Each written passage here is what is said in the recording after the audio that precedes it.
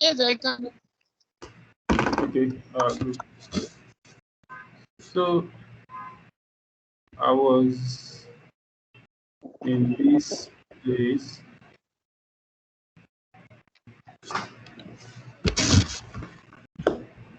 talking about co-plots. So talking about co-plots. So here we can see the relationship of a particular column or one or two columns in a particular plot. Say, okay, I want to plot x against y. Then I want to see how z, a particular variable z, is related to those two variables.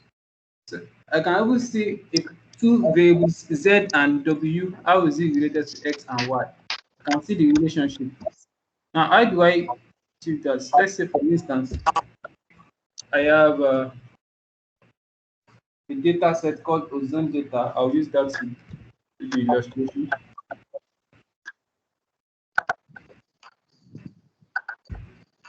But can you hear me properly? Can you hear me properly? Yes, I can. Okay. I'm waiting for my house to get to lunch.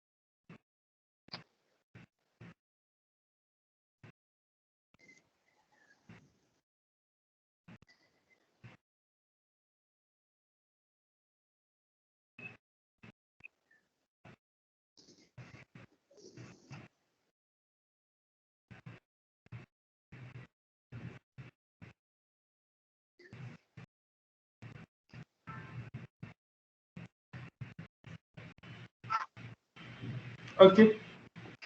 So this is up. Let me go to my. So in here, I have. Let me load. I think I've already loaded it. Let me see. This data. Okay. Let me load it. So I'm going to load this data. Just have to browse through my. So Farida, please let me to mute yourself. Let me to mute yourself so that I won't have to. Okay. So where is the data set? Uh, Render documents. Okay, I think it's download. Let me to download under downloads data set, then additional data set. Then I will see ozone data. That's right here. Yeah, it's ozone.data.txt, and I'll read it. So let me see the head. It contains these four variables. Now, if I want to do this, I can say, give me the correlation plot of ozone against wind, but I want to see the association with this bar means like associate and the association with the temperature. If I want to include another variable, I can put a star, then put the variable there. But now here I want to execute this attach ozone data. If I should run this, it means I can call the columns in ozone data without referencing the data itself. So here, so you can see that I want to do a co-plot of ozone, which is this column, with wind, with temperature, but I'm not specifying the data. So it understand that it's already detached, like it's already attached the columns, like I can call the columns without having to reference the data itself. So it's like all of these are just like vectors themselves. So now if I should run this, first of all, I want to see it in the Windows screen. So I run the Windows function here.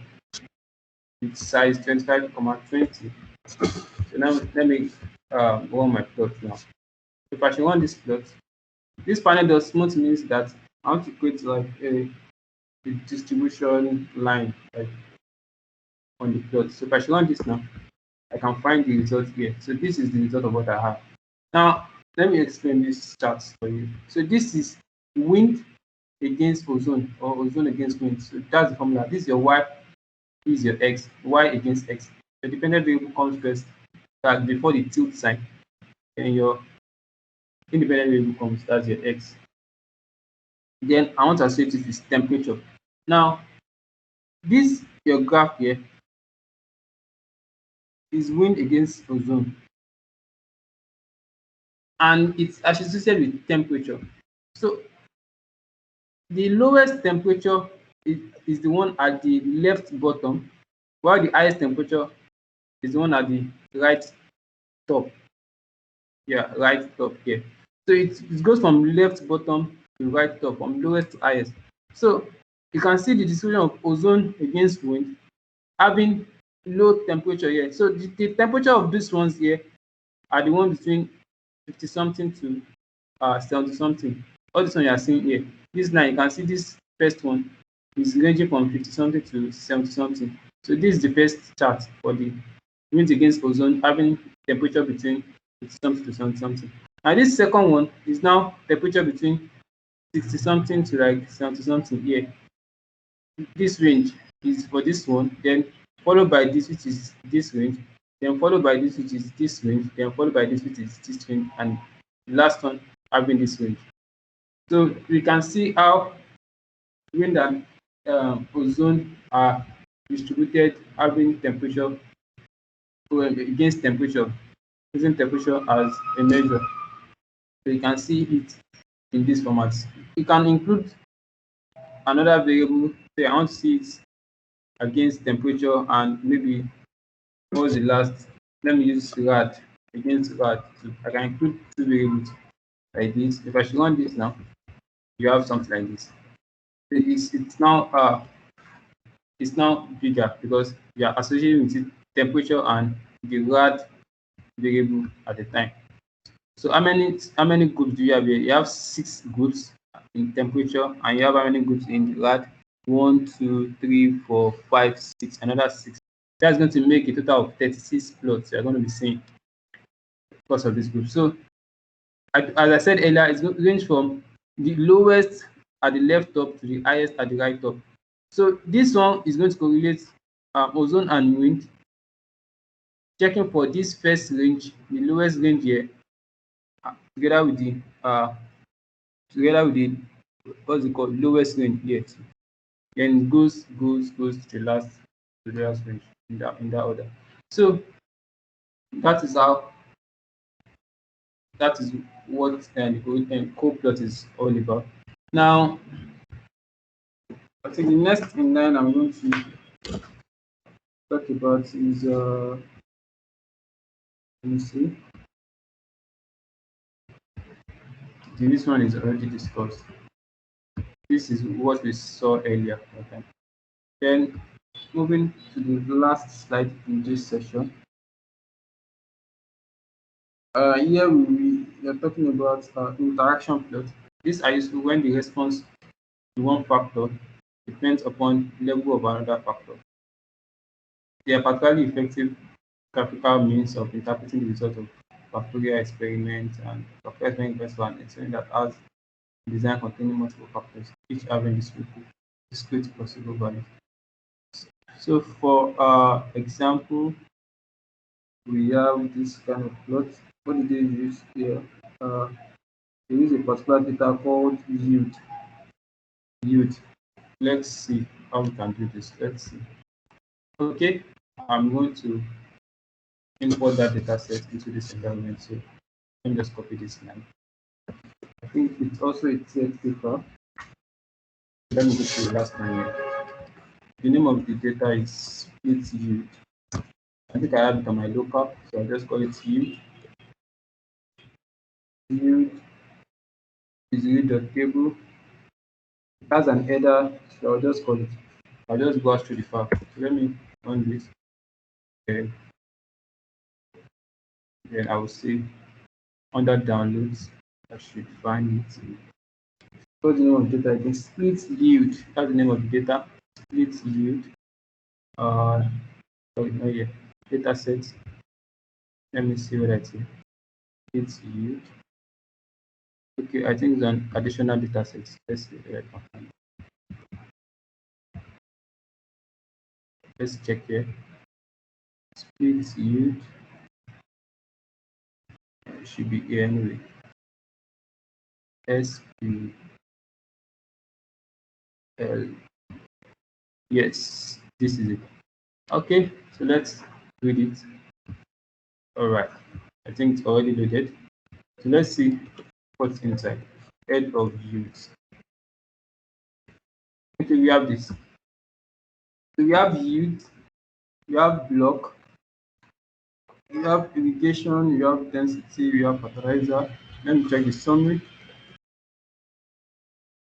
of yield. This is the 5-member summary of yield. For the block column, we have length of 72 observation of 5 variables. So here, I'm not getting a better picture of what I want to see. I don't know why it's I'm not getting a better picture of this anyway. Okay, no problem. So let's try and see the plot and interaction plot. Here they did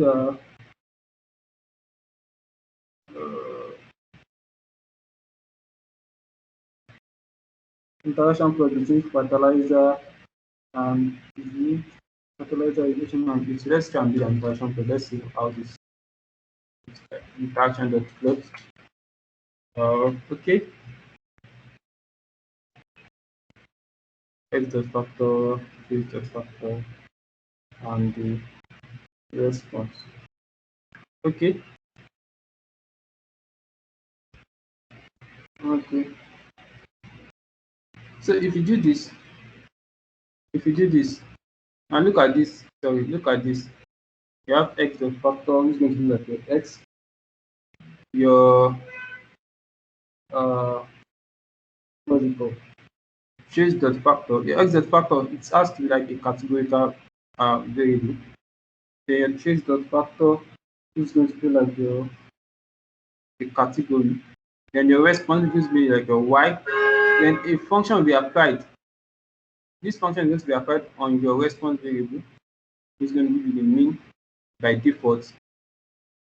If you don't specify a function, it's going to apply the mean by default. Now,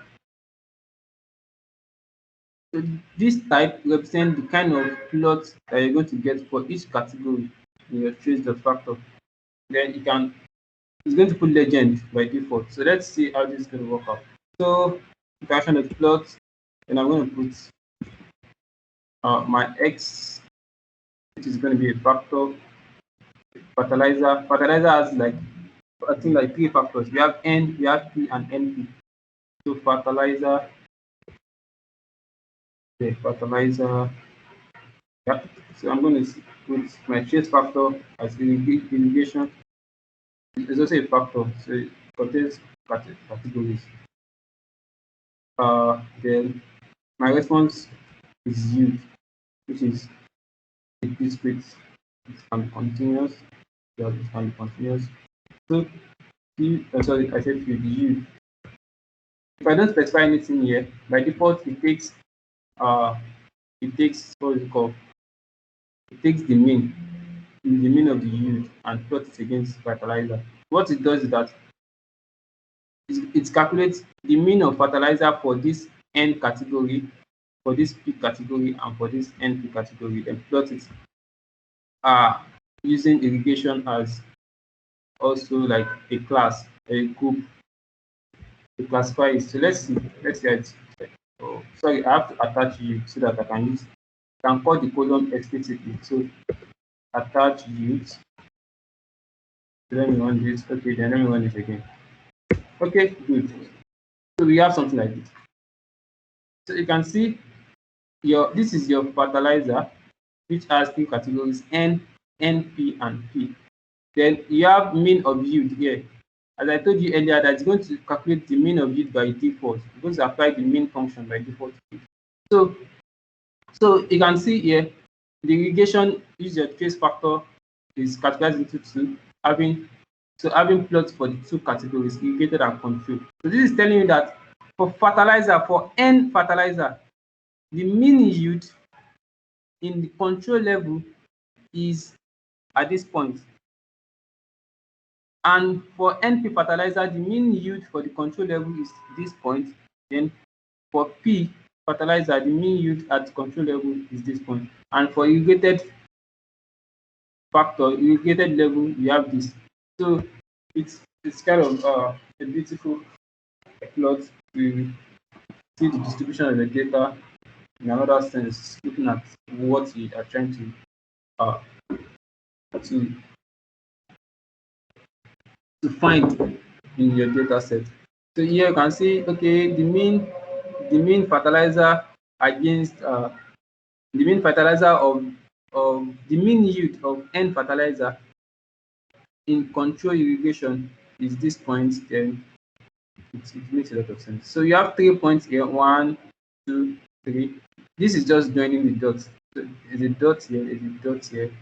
And it joins the three together, then these three. So this for N, for NP, for P, that's in control, under control in irrigation. Then you have irrigated under irrigation also.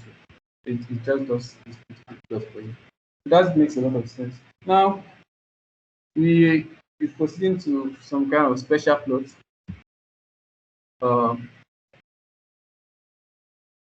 Okay, this is what we just plotted, and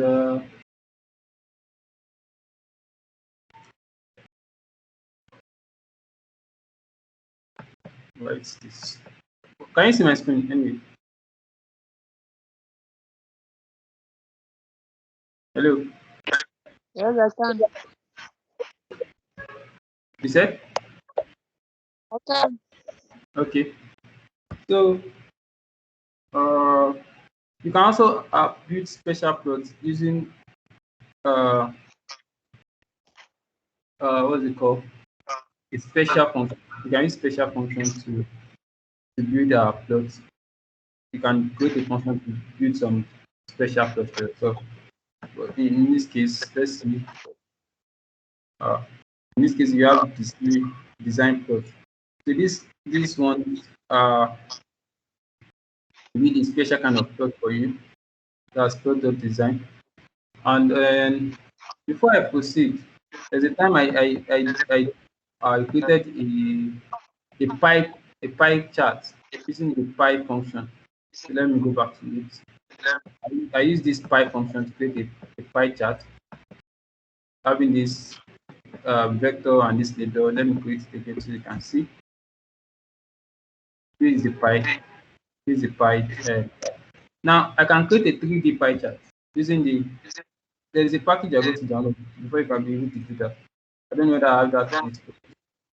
Okay, probably I have to load this. I think I've already installed it on this app. Let me just load it. I can't remember it. Let me say py library by I don't know whether I still remember by series. I still remember this part. Let me check it. Uh, uh,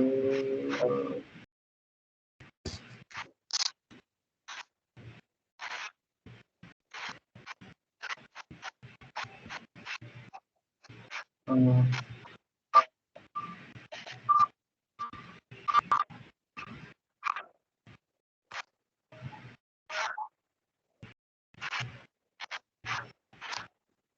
Uh, uh,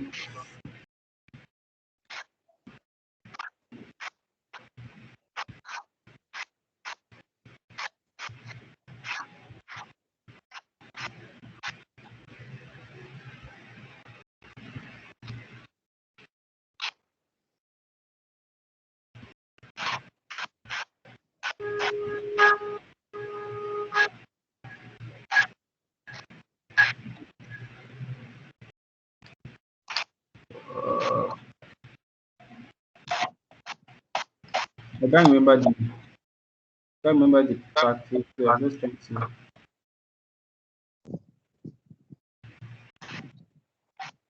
App is there where I can just let me see.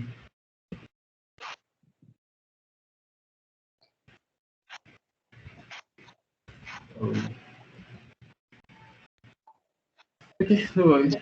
I can just come back to that later. So yeah, you can use this function to put a design plot, and also talking about bubble plots. Yeah, this one is there's no base package or graphic package that can create bubble plots for you. But yeah, in this one, we have to create a function to do this for us, to do this kind of bubble plot. No, there is a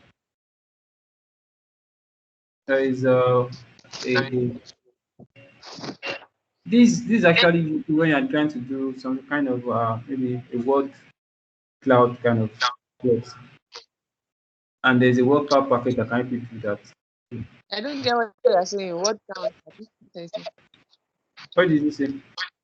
I didn't get what you said. No, you said you can use this one if you want to do some kind of plots. What kind of plot?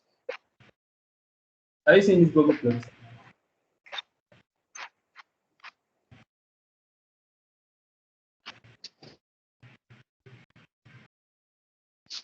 Can you see this bubble plot? What you say? Can you see this bubble plot that I'm showing Yes, you? bubble plots. When can you use it? So let's say you want to plot Yes, like two like this code plot that I did. For that code plot that I did, yeah. ozone against wind, then I use check the association of temperature on it. Are you with me? So what this bubble plot can do for you is that okay, for example, I can do something like this. Uh, okay, let me give you an instance with ggplot. So let me use ggplot to do something for you now. So I'll do this. I will say let me load the ggplot packet for you. Let's load it. Okay, yeah. So I'm going to do Which one? a scatter plot. So let me do a scatter plot with the iris dataset. Ggplot iris uh, a scatter plot using geopoint. Set the aesthetics x is equal to beta dot width and my y is equal to beta dot length. So now let's say for example I plot this. Look at what I have. I have this kind of plot. Now you know this iris dataset has the species column which has like three categories: versicolor, retinical, and and one other category. Now, if I want to see those what's it called? Those categories in this plot, I want to see this chart by category in the species column. I can say okay, I can say color is equal to species in this aesthetics. If I should run this now you can now see that okay, this is the plot of beta dot length against beta dot width having setosa as category, and this is the point for versicolor, this point for virginica. But let's say I want to do it, I don't want to do it by color, I want to do it by size. Then I can put, instead of putting color here, I'll put size. And if I should run this now,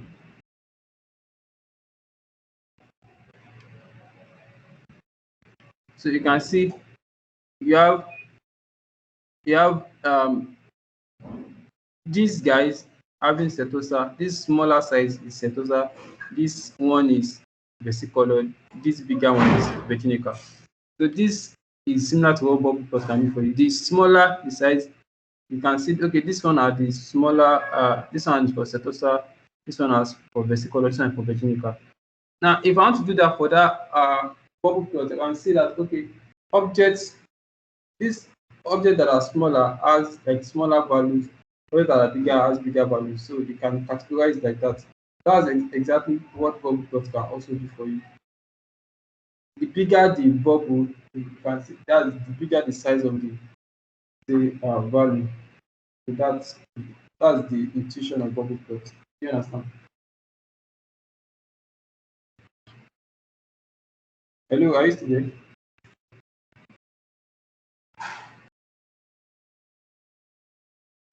Okay. So also plot with many identical values. So sometimes two or more points with count data fall in exactly the same location in a scatter plot. In such a case, the repeated values of y are hidden, one buried beneath the other. So you can gain the number of cases represented at each point on the scatter plot using the sunflower plot as follows. So this one is just to overcome the instance whereby you you have different distinct points hidden hidden behind each other. If they have the same values, it means that they will be layered on each other. So you think that they are just a point.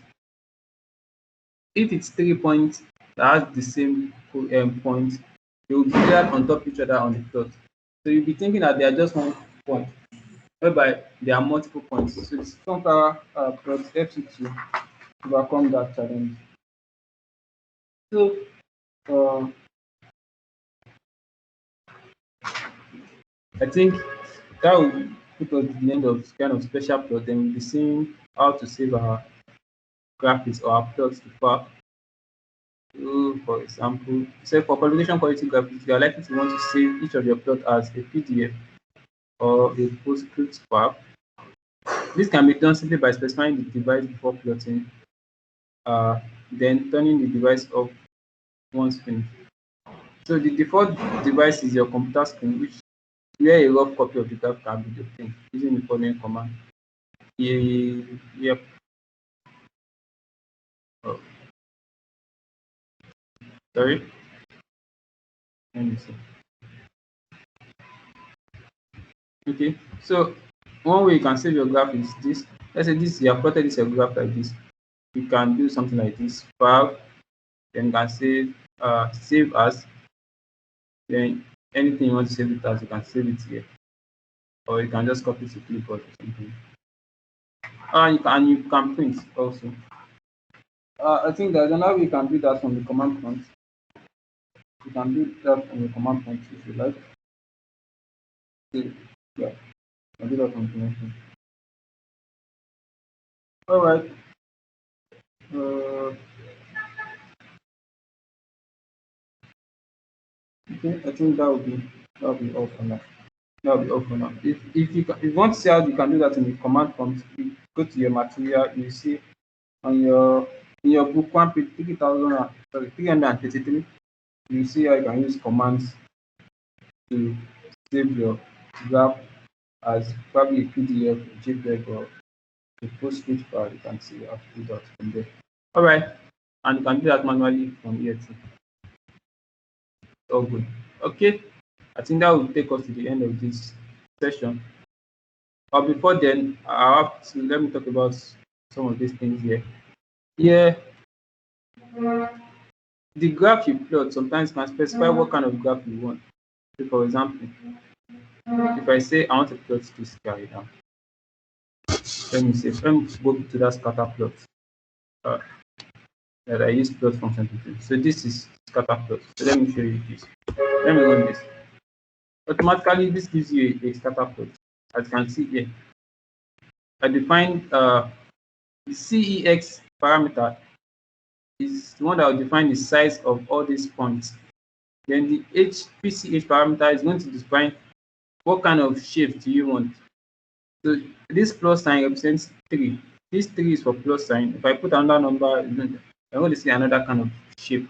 So you have like 256 shapes you can use. So that's numbered from 0 to 55. Okay, so if I want to use another kind of shape, I want to reduce the size to 0.8. So here I want to put maybe 2 or 1, which is like the default. So let me run this again. You can see the size of the shape has reduced and the shape has reduced has changed to another kind of shape. Now, let's say I don't want a scatter plot. I want a line plot, a line chart. Then I can put type and specify parameter type equals to say L in in in quotes like this. If I should run this now, you can see what I have. It connected the dots using line in this format. This might not make a lot of sense like this. So so so with this does not really make a lot of sense because it's kind of scattered. But if you want it to make a lot of sense, you can say uh, you can sort this what's it called, this your x and y, so that probably it's going to make a lot of sense like that.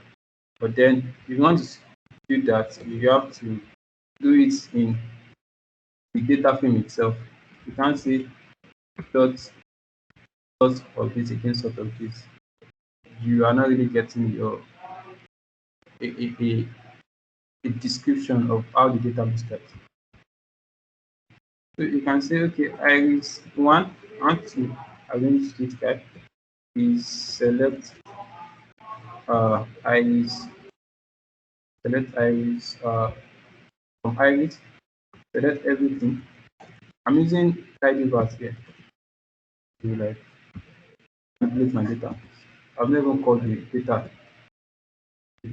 library, the package I'm using. So let me just play the package tidyverse. It selects all these data manipulation there. Yeah, they come from deploy R package, but they are embedded in this tidyverse package. So that's why I just want to do this. So I just want to load this before I can use the select again. So I say following from this, you can see deploy R. All these verbs are from this deploy R package, but they are embedded in this tidyverse package. So deploy R, you can see the version is 1.0.2. So following from this guy, I just want to arrange. Theta. Let me arrange theta dot fit. Arrange by theta dot fit. Yeah, theta dot fit and theta dot length. Okay, so let me run this.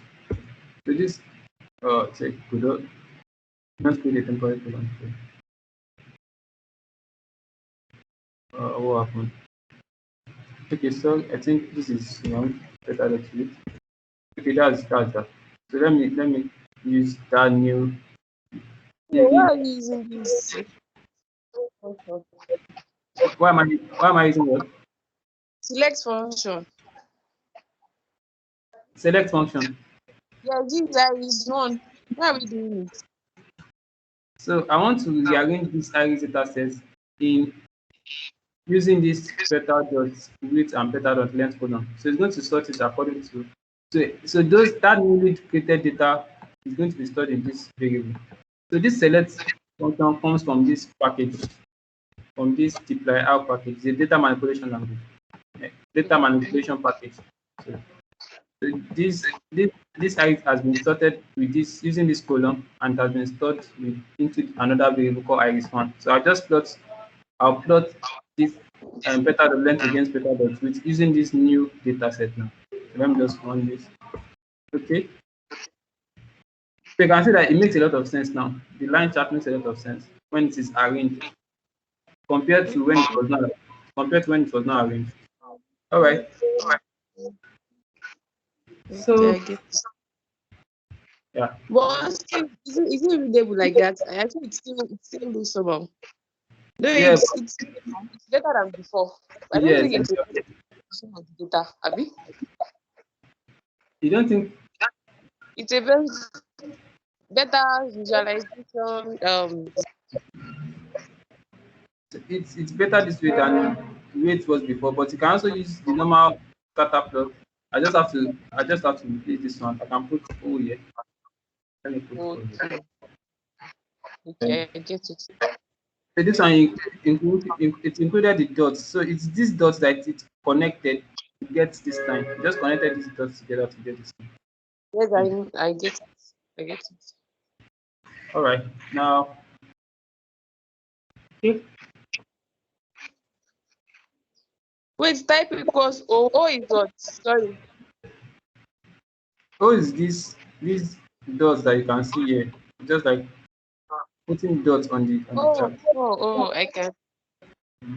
Yeah. Okay, okay. Wow, wow, wow. That's wonderful. All right. So I think that's all for this session. Now the next one we're going to is hypothesis testing in R. Hypothesis testing in R. What do you know about hypothesis testing, Farida? Well, it's just the normal hypothesis testing in every other distinct. Like say you have you formulate an hypothesis, then you carry out the test, take a decision, and you conclude. Okay. Okay, that makes a lot of sense. Yeah. Uh, so in this course, we will see how we can implement basic hypothesis tests like the student did. Discuss the use of these tests for non-parametric data, carry out peer tests for both parametric and non-parametric data, discuss the use of chi-square test for associations, implement tests for checking the limits of fit. Let's see whether we can cover this today. I hope we can. No. So talking about statistical hypothesis, we will have to talk about the null hypothesis and the alternative hypothesis. Now, the null hypothesis is usually denoted as H naught, while the alternative hypothesis is denoted as H1 or H subscript A. Now, the null hypothesis is the one that you assume, like you assume that it's you assume that now if someone can come up with an alternative hypothesis that okay, the null hypothesis is wrong, that it can't be so. So, but the null hypothesis always assumes equality, always assumes equality, while the alternative hypothesis is going to take otherwise. So under the alternative hypothesis, you can have a one-sided, it can be one-sided or two-sided. One-sided mean that it can be two-tailed or one-tailed. They can put it that way too. Say one-sided or one-tailed, two-sided or two-tailed. Meaning that it can be greater than or less than. That's one-tailed or one-sided. And two-sided meaning that it can be not equal to. If I say not equal to, it means two-sided or two-tailed. It means it can either be greater than or less than. So it's two-way.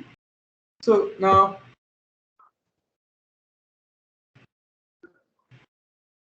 so hypothesis testing can be conducted in the following manner. So first of all, state the hypothesis. This stage involves stating the null and the alternative hypothesis. Then formulate an analysis plan. This stage involves the construction of an analysis plan and analyze the sample data. This involves calculation and interpretation of the test statistics. In this place, you are going to have your p-value and the like, or your tabulated value. With those results, you'll be able to interpret and make a decision whether you are going to accept or you fail to reject the null hypothesis or you reject the null hypothesis. So generally, when you're making a decision, if you're using your p-value, you be taking decision based on comparison between your p-value and your alpha, which is your level of significance. Whenever your p-value is greater than your alpha, you say you fail to reject the null hypothesis. That is, you are accepting the null hypothesis. And whenever your p-value is less than your alpha, then you say you reject the null hypothesis.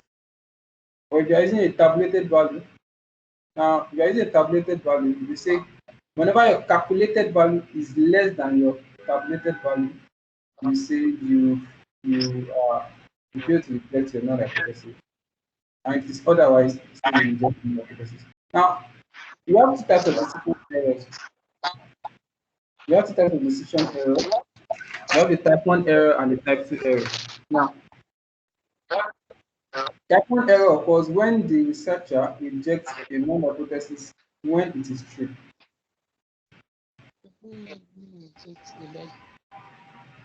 Hello, are you with me?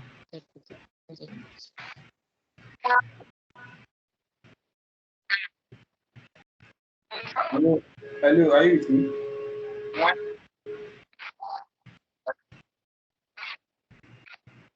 Hello, Faida. Yes, I'm with you. Alpha. Yes. Okay.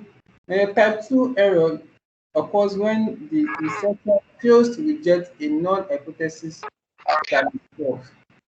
Now, let me give you an instance of a type 1 error. Say, for example, someone was charged to court, but in reality, the person is actually innocent of that offense. The person is not guilty, but the judge actually sentenced that person or found the person guilty and sentenced that person to maybe life imprisonment or sentenced that person to death. You say that judge has just committed a type 1 error because that judge just injected a true null hypothesis. Are you with me? Do you understand? Yes. Now, the other way around is that that's the type 2 error. When the person is actually guilty of the offense, but the judge sets that person free that, okay, the judge says that, okay, the person is not guilty, and sets that person free. In that case scenario, you say the judge committed a type 2 error. So that's just the difference between a type 1 error and a type 2 error. So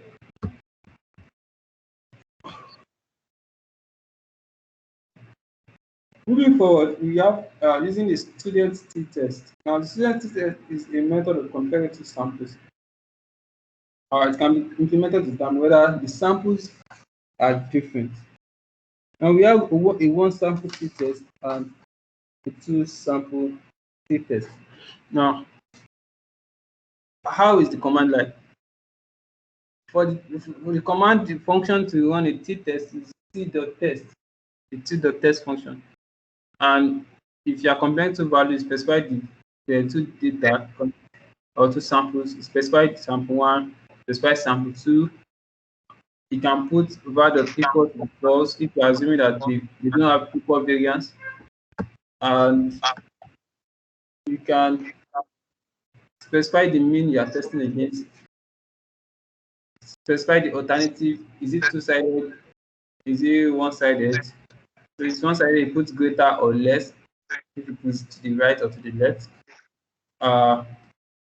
You specify your confidence level. That's this can stand like alpha. Then you are going to specify the paired parameter, whether you are doing a paired test or not. By default, it is false. Then if you have comparing categories, you can specify this subset parameter, because in reality you can't compare more than two categories. So if you are comparing with a variable having more than two categories, you have to specify which categories are you actually comparing. So let's see an illustration. This is a test carried out within two samples. So by default, it assumes that they don't have the same variance. So if you are doing this, it assumes that it doesn't have the same variance. So you can see the test specify a sample and another sample. By default, var dot equal is false, so it's say it's unequal variance. Then it does a word two sample test for you. The word two sample test has a fractional degree of freedom, but if you are doing the normal standard test, the degree of freedom is usually n1 plus, I think n1 plus n2 minus 2. So that's your first, the sample size of your first sample plus the sample size of the second sample minus 2. So for this one, it's usually a fractional degree of freedom. I'll calculate that for you. Then find the p-value and use it to take decision. By default, your alpha is 0.05. Okay, now here, according to this p-value, it means that you are rejecting the null hypothesis. Since your p-value is less than alpha, then you say that these two does not have the same, the mean of these two samples are not equal.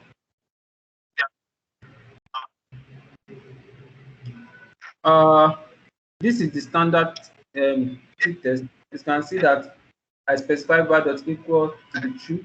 So this does this two samples, the standard two sample t-test for you. And the degree of freedom is 26 because the sample size of this guy plus this guy minus 2 is 26. That's why you have the degree of freedom 26. And you have this p-value, so you still come to the same result. You can see the alternative hypothesis was stated here. By default, it does a two-sided alternative hypothesis for you. So you can see that true difference in means is not equal to 0.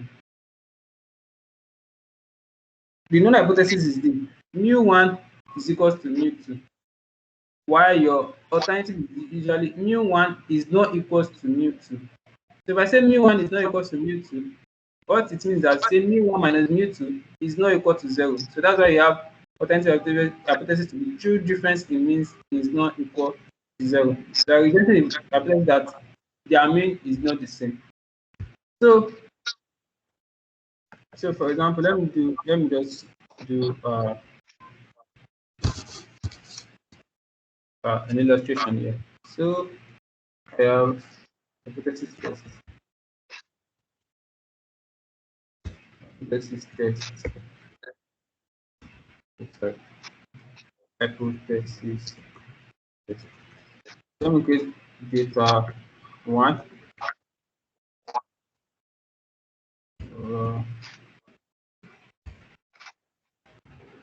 Maybe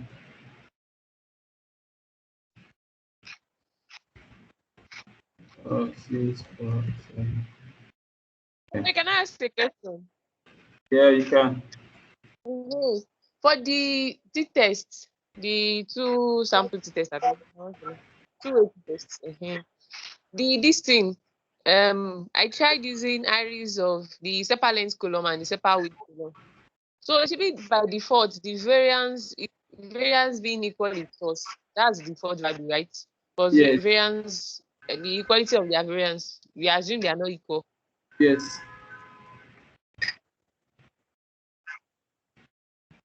Hello, sir. Yes. So the first one, I got my degree of freedom to be 225.68. I don't know how possible that one is. Like, can you? So that's why I said if you don't specify that God dot I equal thought is degree of freedom would just be n minus 1, n minus 2, things like that. n minus 1 plus n minus 2, right? Sorry, n1 minus 1 plus n2 minus 1, Abi. Yeah, it's minus 2. Like by default, it's supposed to, the sample size of your first sample plus the sample size of your second sample minus 2. That's supposed to be your degree of freedom. But For Welch sample t-test, as you can see here, it usually give you fractional degree of freedom. So it doesn't calculate your degree of freedom that way. It's this guy that calculates your degree of freedom in that manner. That's this the second one that you specify that var dot equals to the true. That's when it does the normal calculation this way, as you can see here. So that's why I'm showing you this illustration here. So if I should run this now, you can see it gave me degree of freedom to be, oh sorry, I didn't specify, it's still fractional here. Let me specify var dot equals to the true. Var dot equals to the true. So you can see this. What's my degree of freedom? 17. And how did I get 17? What's the length of this guy? 1, 2, 3, 4, 5, 6, 7, 8, 9, 10. What's the length of this one? 1, 2, 3, 4, 5, 6, 7, 8, 9. 10 plus 9, 19. 19 minus 2, 17. That's how you have this. So that's how it's being calculated when you are specifying, when you are doing for equal variance. But if you don't specify this, it gives you a fractional degree of freedom, of which you don't know how it's being calculated. Really? Okay, that's what I was about asking that. Throughout Yeah. my this thing, I've never heard of functional degree. Yeah. So this is Welch two sample t-test, but this is the standard two t-test here. All right. So you can specify the alternative hypothesis using alternative here. Alternative. Then I'll put, if I want to say it is greater than, I can put greater here. This means that the mean of this guy is greater than the mean of this guy. That's going to be my alternative hypothesis.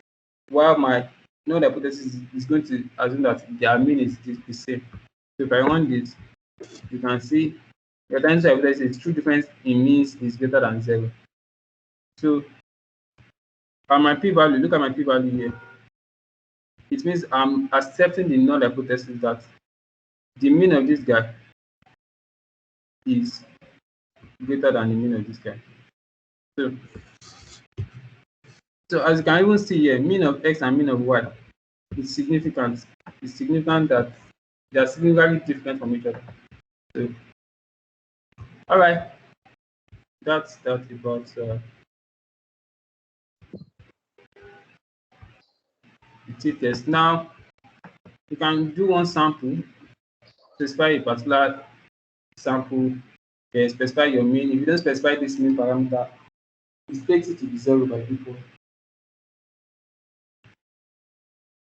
Your sample size is going to be the sample size, the degree of freedom is the sample size minus 1. So you have a one sample t-test, and you have this p-value saying that the true mean is not equal to 5 by default. That's the alternative hypothesis. That's a two-sided alternative hypothesis. So here you are accepting the null hypothesis and say the true mean is actually equal to 5. All right. Next in line is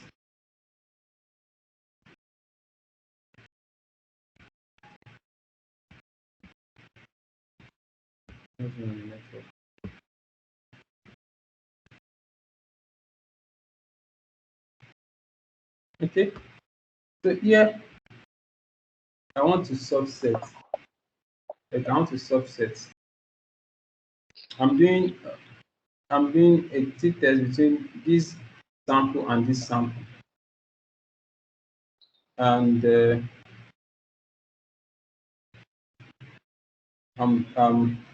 okay, this guy and this guy, for this guy.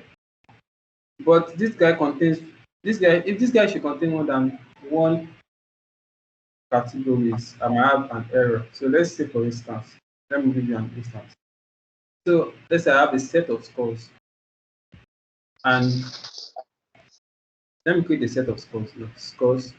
I think I have one created already. So look at this set of scores. Okay. Let me create another set of scores. I'll say 24, 12, 5, 15, then I will have to say 55, 50, 45, 50, I'll say 70, 55, 95, 90. Okay, these are the set of scores. Then out with grades. Say repeat 4 times. Uh, Also repeat fair 4 times and repeat good 4 times. Okay, good. Oh, sorry, I didn't put this in quotes. Okay, so I'm on this again. Grades. This is my grades. Now, if I should do T dot test of scores, with grades, I'm using a formula syntax to do this. So as you can see here, I can do formula syntax if I like. So I want to uh, test this against this. Okay, then I run this. You can see error in t-test from blah blah blah blah. Open factors must have exactly 2 levels. So this is a categorical variable, right? The grouping factors cannot exceed 2, and two. I already have 3 levels, which is poor, fair, and good. So I have to subset it. I'll now say subset equals to uh, grades in. So I want to compare fair, poor, and good.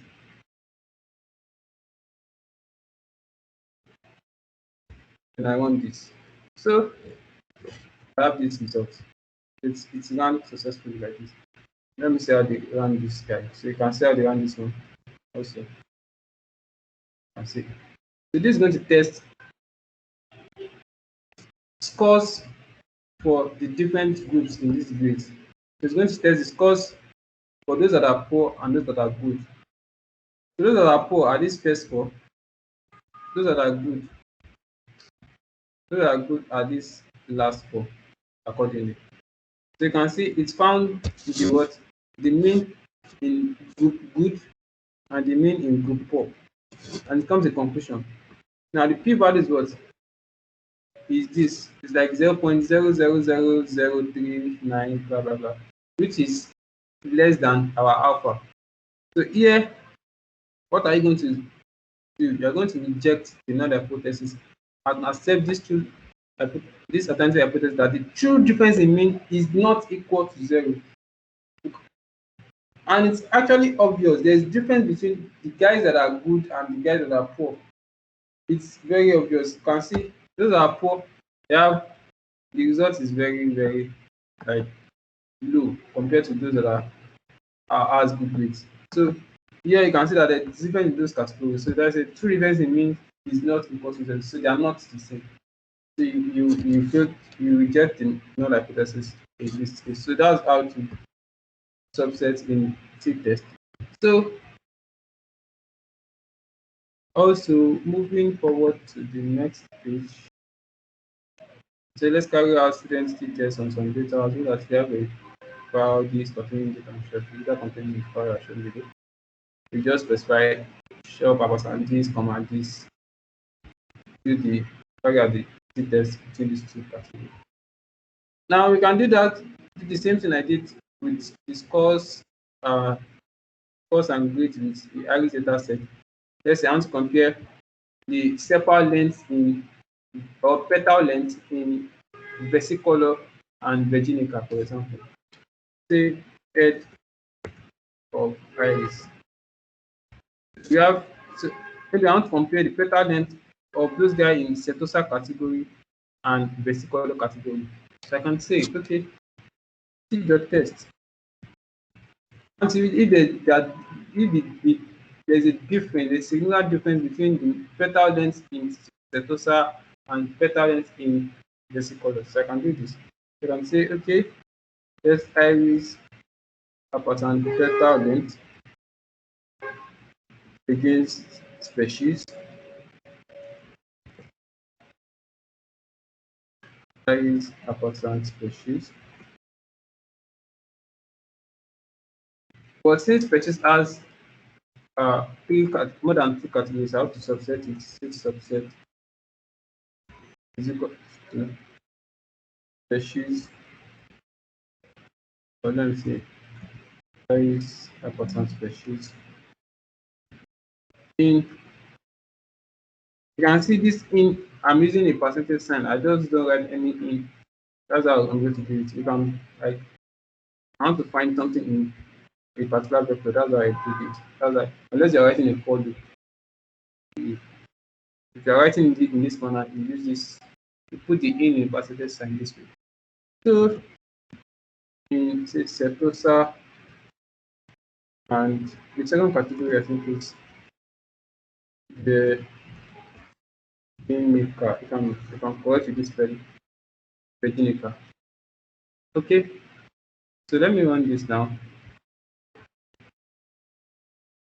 So you can see this. It finds the mean in this group and mean in this group accordingly, and we have this my p-value, which is actually less than our alpha. This means we are going to reject the null hypothesis and accept the fact that there is true difference in mean. The true difference in mean is not equal to 0. So there's difference in the petal length in Setosa category and the petal length in Virginica category. And you can see that in the mean. Look at the mean value of Setosa, we look at the mean value of Virginica. So it's significantly different from each other. So you can see that those categories are different. All right. Let's go to the next slide. Hello, are we together? Hello, are we together?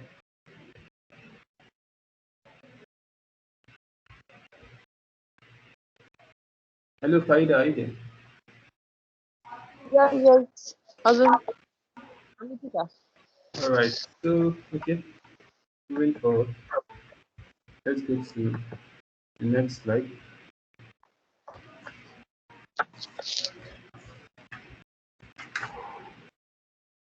So talking about grid test, this can be applied when two samples are available for comparison and the data is non-parametric. That is also known as Mann-Whitney test or Wilcoxon-Siram test. The command to do that is the wilcox.text function in R. Then the parameter is similar to that of t.test. You have specify the main, specify the samples you want to apply it on. If you want to see the confidence interval, you can set it to be true. By default, it is false. Set the alternative parameter, confidence level, correction parameter, paired. Oh, I didn't do a paired test. So in paired test, I can do paired test in t-test. You specify pair to be true if you are doing a paired test. So let me give you an instance on when you want to do a paired test. Or let me ask you, when do we do a paired test? When do we do a paired test? Give me an instance of when you can do a paired test. Number one is when we have like the basics of doing a peer test is that we want to compare two data sets from the same let's say the same kind of species, but being introduced into different treatments. Like I want to compare the effect of we are click on two different distinct, but they are of the same genre, and they're going to do the same number of observations. Okay. And then our age not is going to be M1 minus M2 equal to 0, while our H1 is going to be that M1 minus M2 less than 0, no, not equal to 0. Okay, give me a real life scenario of where I can apply this. Let's say, Give me a real life scenario where I can apply the grade test. okay. Like I have 18 cows I'm rearing. Then I'm going to divide them into 9. I want to actually compare the two of them that at the end of the day, are they going to have type of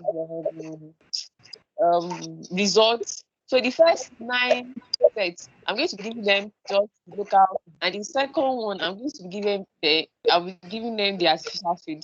Then after some time that I conclude on personally, and I'm going to carry out some test and take the measurements. So those measurements I now take, I'll now carry out a third test on them. That's one. Another one can be that maybe I want to test myself, or 3 set of it, something like that. Like a set of class of 15 students. I can say, okay, these students, when they were doing this course, or okay, I initially, when they did the test, when they did score, that's the first sample this thing. Then this same set of students too, after 2 weeks, after giving them maybe raisin or some kinds of food that we believe will actually increase their level of intelligence, I'll still collect their data again, then carry out a post out test. Okay, that's actually brilliant. That's a brilliant one. So yeah, so just like, let's say for example, there are some set of people, they have a particular trainer, they are training themselves for weight loss. So the trainer A trained them for probably 1 month. They uh they measure their weight after that. Then they change trainer. Okay, let's change the trainer that is training these people. Let's give them another trainer, say trainer B. And trainer B trained them for another 1 month, and the result of their weight was recorded. So we can see that, okay, we are trying to compare these two samples together. We're going to say that whether there is a significant difference between their weights when trainer A was training them compared to when trainer B trained them. So you can see with that, you can conclude whether trainer A was more effective or trainer B was more effective, or there's no change. There's no change. So that's a beautiful illustration. Anyway, thank you. All right.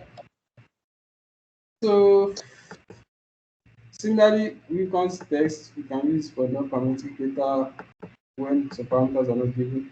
So here, oh sorry, so you use the recons.test command to do that. So here I think the, let me see. Okay, okay. The recons action test with continuity correction is being done. You still use your p-value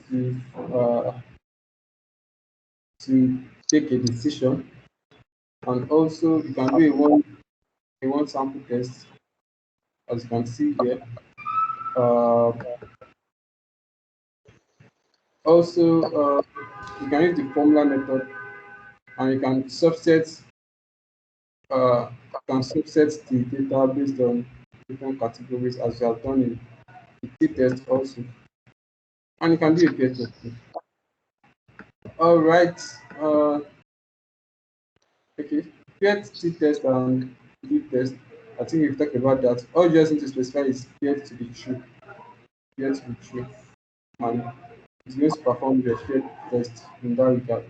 Your degree of freedom in this case is going to be n-1. So, and this one is talking about correlation and variance and covariance. Now, you can do a correlation test also, whereby we use the core.test function in that. This core function creates a correlation matrix. I think I did this yesterday where we found the correlation between the set of continuous variables in the data set. It was a correlation So matrix you between all use the continuous function. variables in the data set. Let me go to that again. So let's say for example, so let's say for example, this this program.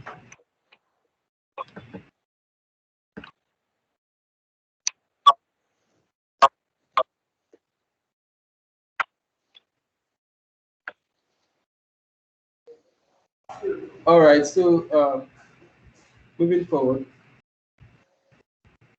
So I tried to do this yesterday. So let me see. Yes, the core function. Yes, here I tried to find correlation between the four continuous variables in my data set. So you have this correlation matrix. So separate length and itself, it's going to have a perfect correlation, perfect positive correlation. And I told you correlation value is between -1 to 1. If it is -1, you have a negative correlation, and it is perfect negative correlation. If it's a +1, that you have a perfect positive correlation. You don't in real life you don't usually have a perfect positive correlation with a perfect negative correlation. If you have something like that, you have to investigate what's actually. You can't really have a straight line per se. So in this case, if you plot a variable against itself, you're going to have a perfect positive correlation. Say for example, this plot that I did here, where I plotted, where is it? Where I plotted from here. I plotted iris pepper length against beta dot width.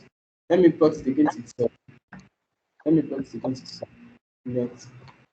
I'm plotting beta length against itself. It's Can you after this class send this file to me? This document, is it possible? On WhatsApp. this document, Abi, Yes, the DASCA practice. We are I can send it to you. So you can see that you have a straight line. This is a perfect wow. positive. So you can no Is this yeah. It's like, where is it? these are Where the is it? same set of data? Yes, there's the same columns. That's why you have a perfect positive correlation like this. In real life, you can't find something like this. You can't see something like this. So a perfect positive correlation means Yes, increase. that's why life is. Yeah, so increase in x causes an increase in y. Increase in x causes an increase in y. Why a perfect negative correlation is increase in x causes a decrease in y. So in this case, you have a line coming downward like this. In a perfect negative correlation, you have a line coming downward like this. Like it's perfect straight line. Yes. That's what I'm saying. All right. So if you have something like this, you say you have is you can say you have a strong positive correlation. Something like this, you can say you have a strong positive correlation. All right, and this one too is strong positive correlation. So as you can see, between beta width and beta length has a strong positive correlation. So this is what how the core function is used. Then you have the COV command used to find covariance. You can say covariance, correlation, relation, and covariance. Covariance. Uh, to use the core function, count and correlation between the first set of iris, the first four variables in the iris data set, 1, 4, sorry, 1 to 4.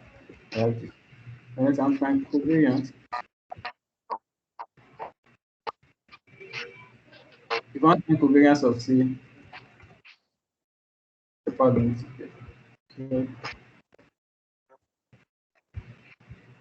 and iris pattern,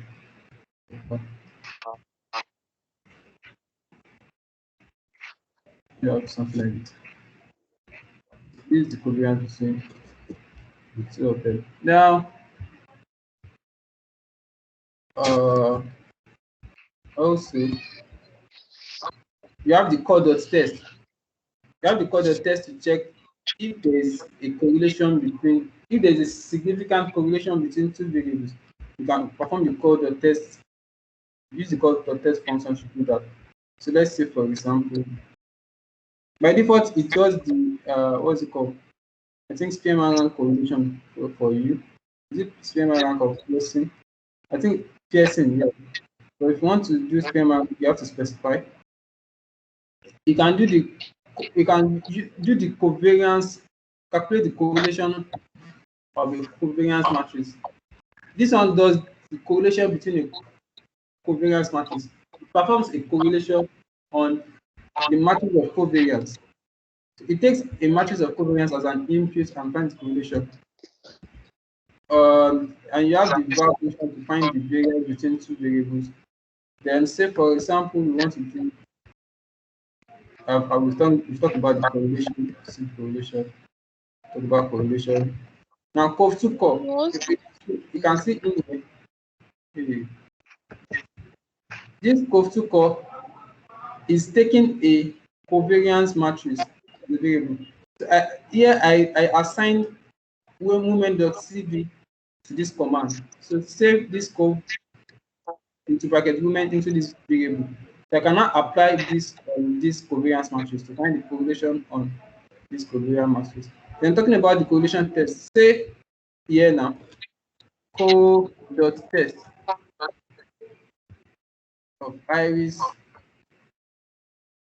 person, say, let me use better than against better with, because we know it has a significant correlation. So person better with. So let me run this. You can see the value of correlation 0.96, which is very close to 1. So what do you see here? We have what? This p-value of 0.0000 like 16 places, which is actually less than our alpha. So what do you mean? It means we are going to reject the null hypothesis and accept this alternative hypothesis that the true correlation is not equal to 0. It means there's a significant correlation between these two variables. In fact, the confidence was Is that? is confidence that out as previous. Yeah. Okay. So I think we are already in the last slide. Are you serious? That was very fast. I thought we were not going to finish it.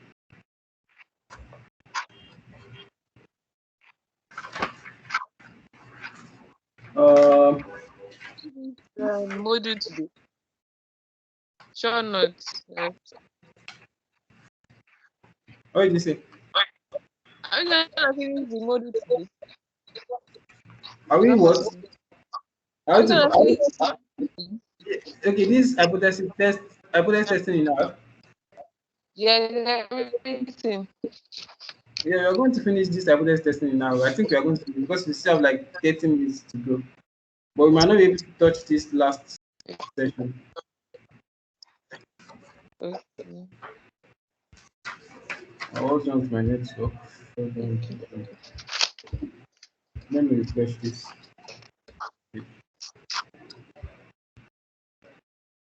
Okay, yeah, we're talking about significant testing in correlation test. I think we ran this and we've seen how that. So I told you that it does a Pearson product moment correlation by default, and I think that's what it did here. Pearson product moment correlation. I can specify. You have two types. You have the Pearson product moment. You have the PMR correlation. I think we have another one too, but these are the two most popular ones. So we can specify another kind of test if you don't want the Pearson product moment. You can use the PMR one. So here, if you want to do PMR correlation, you specify method is PMR. Then perform this PMR correlation. Is that? I think we have 3 types of correlation. We have the Yes. same thing, the PMR same data.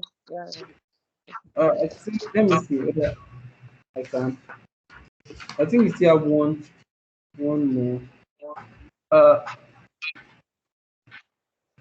I think they call this one Kendall style. Kendall Yeah, style. that Yeah. that's a good one. So I think yeah. All right. Now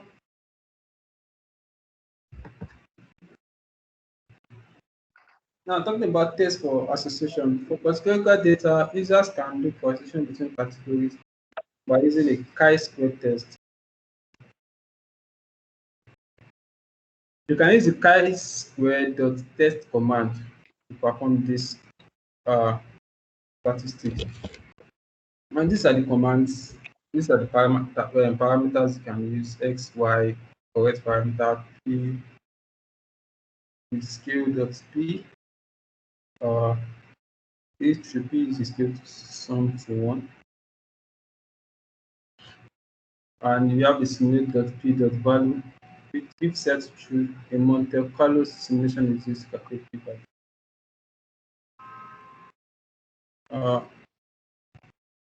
Okay. The number of replicas to use in Monte Carlo simulation by default is 2000. By 2000. So,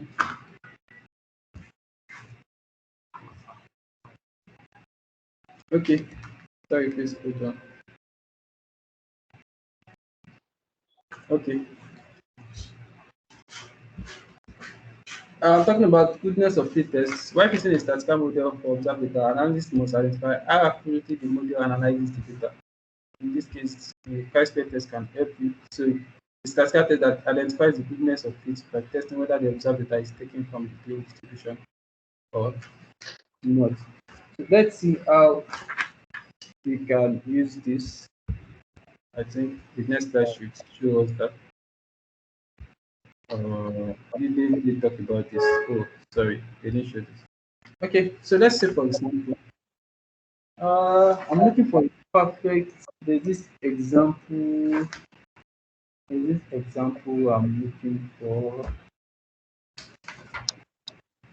Uh, there's this example I used to use. Let me see what I'm going to find. Ah, hold on, please.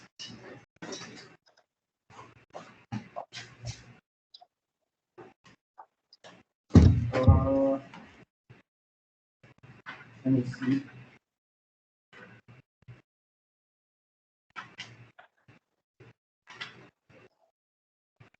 Okay. Yes. Yes. Uh, okay. There's this package. There's this package called the mass package. There's a particular data that is there that comes with the mass package. It's called let me check this guy's package.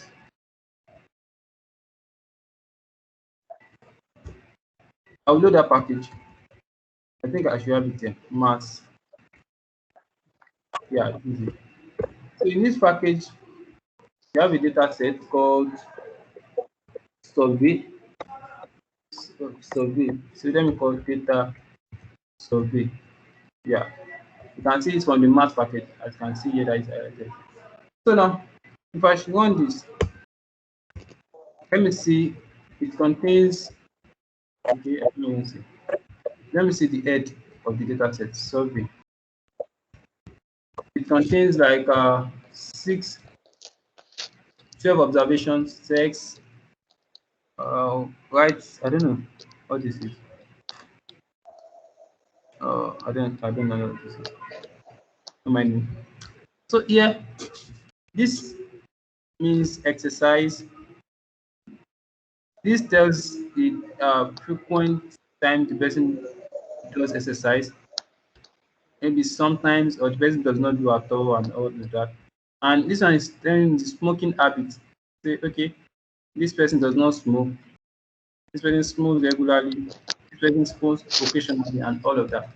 So let's now say, okay, I want to see the association between the exercise, how someone does exercise, and how does it affect, or how does it tell whether that person smoke or not. So it doesn't mean that, okay, probably someone that exercises regularly, maybe do smoke occasionally or do smoke regularly too, something like that. So here I'm going to create a contingency table. I'm going to create a contingency table. So let me call it con tab using the table function. So I would say create a contingency table for the survey column for exercise and for smoking. Okay, it has been created. Let me see. Let me see. Okay, this is it. So this is giving me the frequency of people that exercise frequently and smoke heavily. People that exercise frequently and does not smoke, exercise frequently and smoke occasionally, exercise frequently and smoke regularly, and all of that. Now, so if I perform the chi-square test on this guy now, so I'll just say chi, I'll say chi-square, chi-square dot test of this contingency table. And if I should run this, I have this result. You have Pearson chi-test being calculated for me. Now, with this, I can say that I'll be rejecting what? The null hypothesis. Sorry, I'll fail to reject the null hypothesis and say that there is no significant difference, or there's no relationship between people, the exercise level of, or the frequency of exercise of someone, and the smoking habit of that person. So there's no relationship at all. So whether someone's exercises regularly or exercises frequently or exercise sometimes, does not tell whether the person smokes regularly or not. So there is no relationship at all. So, but then this, you can see that this warning gave me a warning that, oh, chi-square approximation may be incorrect. Now this is due to the small values I have in this table. So how do I overcome this challenge? Probably I can, okay, maybe all this one that does occasionally. So I say it follows like this: never, then I can find occasionally, then regularly, then after regularly you can now have what? Heavy. So I can combine these two cells, these two columns together, heavy and regular, to just be like the same. Yeah. Yes, I can combine these two together. So if I combine these two together, probably the thing can be resolved. So I can say con tab. I will now say, okay, is, so let me accept someone into the class. I think someone is in the lobby.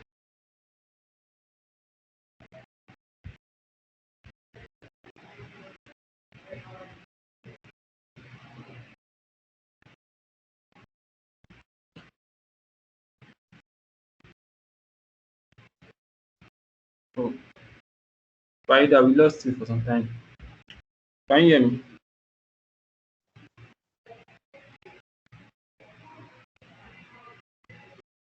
Hello, Farida, can you hear me?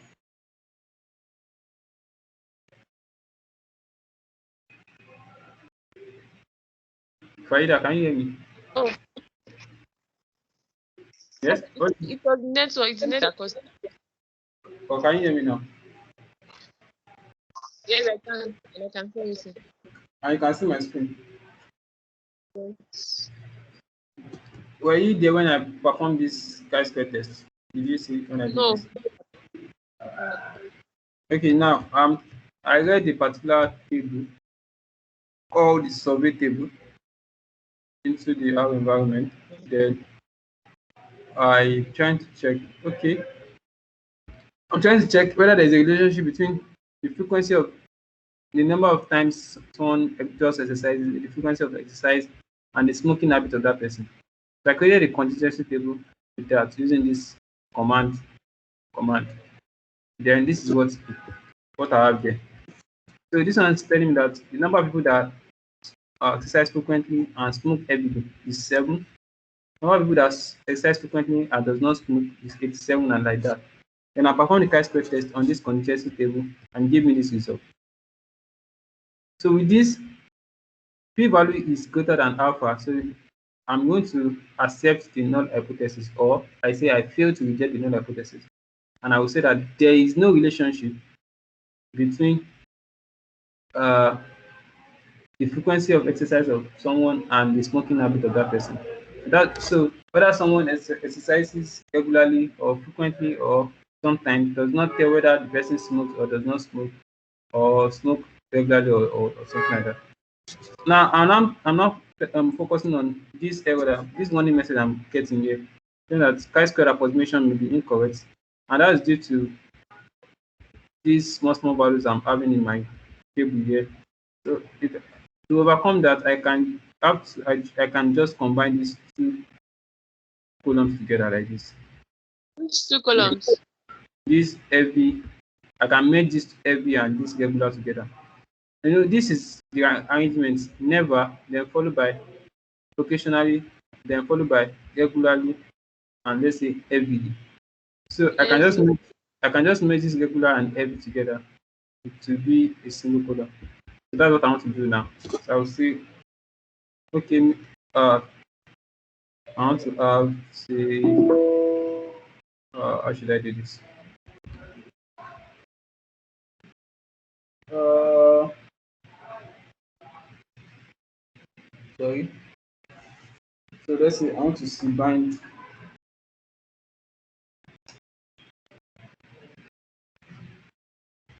M to combine uh, for never, the never column together with called, let me call this one contact one, like a new contingency table. So combine it with the occasional. Let me put this in quote. Occasional. Then I will now uh,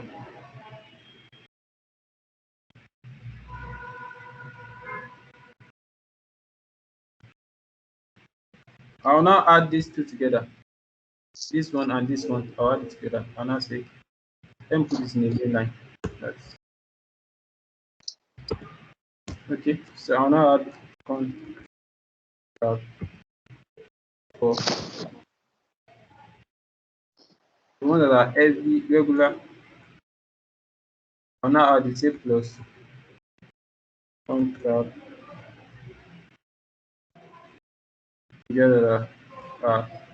What's it called? Heavy. Let me put it in quotes. Heavy. So, okay. Let me run this. Let me see my new contingency table. This is my new contingency table. I didn't. I'm supposed to give it a name or something. So this one will have a name. Let me just use the name. Say never because it is occasional because it is then. Let's say heavy. Let me do this again. So let me call. Okay, good. So let me now up. Let me run the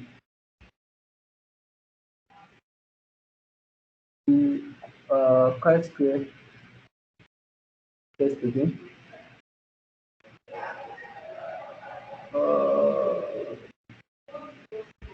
So I'll change this one to 1. So it gave me a warning due to this all these smaller values are still there. So, but then you can see that the p-value has reduced compared to what we have here before. This is 0.4828, and here I'm having 0.2924. But then we are still coming to the same conclusion that there is no relationship between smoking habits and frequency of exercise. So that tells us more about that. And the last thing is talking about goodness of street test, which can help us to uh, uh, say, I think that's where it's going down.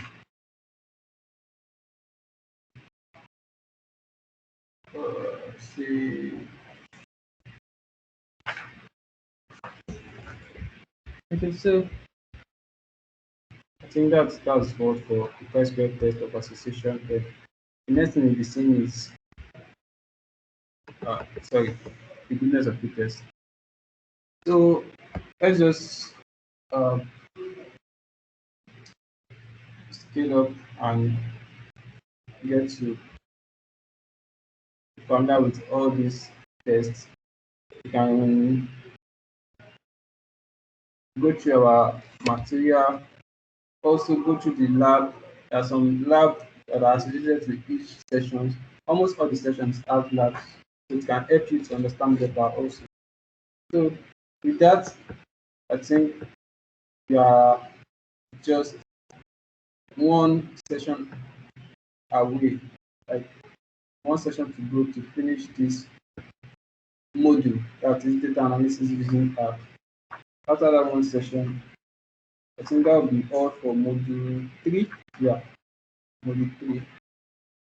Then we then after that we go to module 4, talking about big data analytics method. Yeah, module 4. Then then by the time we finish module 4, I think that will be the end of book 1. That will be the end of book 1. Uh, I think by next week Friday we should be able to finish up with book 1. Then we will go to book 2, which has like 3 modules. I hope you Next do. week Friday. Today is Saturday now. You said next week Friday. You able to finish book 1. Book 2 or book 1. Next week Friday. But next week Friday, did I say we are going to? We cannot finish.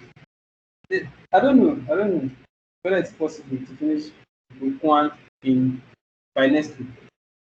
Let's just hope we can finish book 1 by next week. We just have to Okay. wrap up because there's no much time. We still have a lot to cover. I don't know. If it's just the two books that we will read. Yes, yes, it is. And also do your lab. Also do your labs. So practice your lab. What I was saying earlier,